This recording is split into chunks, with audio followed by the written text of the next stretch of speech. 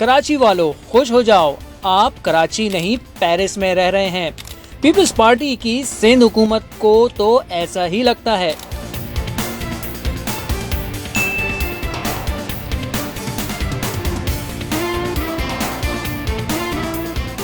Pakistan peoples party की रहनुमा शर्मिला फारूकी ने कराची को पेरिस करार दे दिया।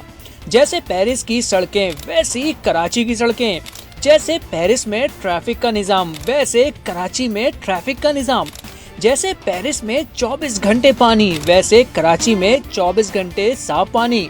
कराची का बिजली का निजाम पेरिस के बिजली के निजाम की तरह A1। क्या वाकई? पाकिस्तान पीपल्स पार्टी की रहनुमा शर्मिला फारूकी का कहना है कि कराची में रहना ऐसा है जैसे पेरिस में रह रहे हों। हाल ही में पीपी रहनुमा ने एक निजी टीवी शो में पूछे गए सवाल के जवाब में कहा, कराची पेरिस से कम नहीं। प्रोग्राम के मेजबान ने सवाल किया, खाली जगह पुर करें, कराची में रहना ऐसा है जैसे डैश।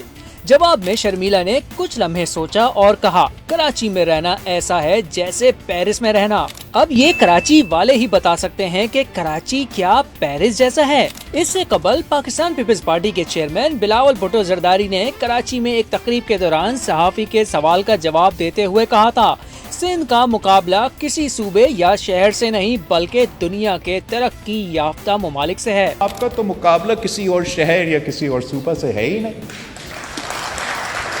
हम तो दुनिया से मुकाबले करने वाले हैं। गुज़िश्ता साल ज़ोहरान ममदानी के न्यूयॉर्क का मेयर बनने पर बिलावल भुट्टो ने उन्हें एक्स पर मुबारकबाद दी और लिखा, ज़ोहरान ममदानी की तारीखी फतह इस बात का सबूत है कि रोटी कपड़ा और मकान का नारा अब कराची से न्यूयॉर्क तक इंसानियत का मंशूर बन चुका है। बिलावल भुट्टो के बाद वजीर आला सिंध ने भी न्यूयॉर्क के मेयर की कामयाबी में कराची का तड़का लगा दिया और कहा, कराची से शुरू होने वाली तब्दीली की लहर न्यूयॉर्क तक पहुंच गई है।